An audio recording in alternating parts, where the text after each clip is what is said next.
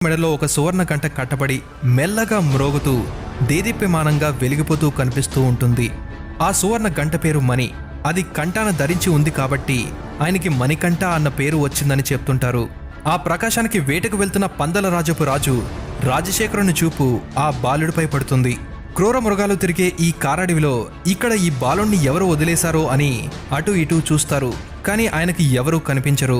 మహాశివుడు ఒక ముని రూపంలో వచ్చి, ఈ బిడ్డ నీకు దేవుడిచ్చిన బిడ్డలా చూసుకో, నీకు బిడ్డలు లేరు కదా అనగానే, అవును స్వామి, ఆ పరమేశ్వరుడే నాకు ఈ బిడ్డను ప్రసాదించాడేమో అని సంతోషిస్తూ ఆ ముద్దుగొలిపే బాలుని వైపు చూడగా ఆ బిడ్డ నవ్వుతూ కనిపించాడు. తన చేతులపై ఎత్తుకుని రాజు సంతోషంగా ఆ పిల్లాడిని రాణి దగ్గరికి తీసుకెళ్తాడు. ఆమె కూడా చాలా సంబరపడిపోతూ ఆ బిడ్డని అపురూపంగా పెంచుతూ వస్తుంది. స్వామి వచ్చిన వేళ విశేషాన 1 సంవత్సరం తిరగక ముందే రాజ్యంలో ఎన్నో మార్పులు వచ్చాయి. రాజ్యం సుభిక్షంగా కలకల్లాడుతూ వచ్చింది.